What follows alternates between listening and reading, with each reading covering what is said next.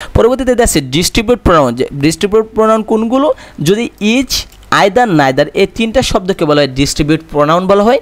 আমরা এই শব্দগুলো যদি থাকে তাহলে আমরা বলবো এটা হচ্ছে ডিস্ট্রিবিউট প্রোনাউন। মনে রাখতে হবে আইদার শব্দটা দুইয়ের মধ্যে ব্যবহার করা হয়, নাইদার দ্বারা দুইয়ের কোনটি নয় বোঝায়। আবার বলতেছে এখানে আইদার দ্বারা দুইয়ের প্রত্যেককে বোঝায়, মানে এটা একটা আছে অ্যাফার্মেটিভ। আর নাইদার মানে দুইয়ের মধ্যে কেউ না, এটা একটা নেগেটিভ হিসেবে ব্যবহার করা হয়।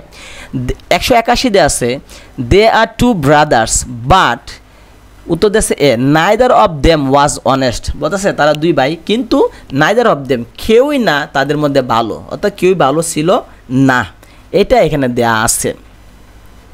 অর্থাৎ যদি নেগেটিভ বোঝাই তাহলে আমরা নাইদার দেব, আর পজিটিভ বোঝাইলে আমরা আইদার দেব, এটা এখানে বলা হয়েছে।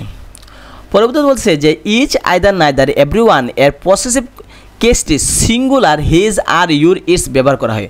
অর্থাৎ যদি আমরা কোনো সেন্টেন্সে ইচ, আইদার, নাইদার ব্যবহার করি তাহলে আমরা পসেসিভ হিসেবে হিজ ব্যবহার করব, হার ব্যবহার করব, ইউর ব্যবহার করব। মানে আমরা জানি যে যদি কোনো একটা সেন্টেন্সে যদি কোনো মানুষের নাম থাকে তাহলে সেটা ছেলে হলে আমরা হিজ ব্যবহার করি, মেয়ে হলে হার ব্যবহার করি, আর বস্তু হলে ইট ব্যবহার করি। একইভাবে ইচ, আইদার, নাইদার এগুলো যদি আমরা ব্যবহার করি তাহলে আমরা হিজ, হার, ইউর, ইটস এগুলো ব্যবহার করব।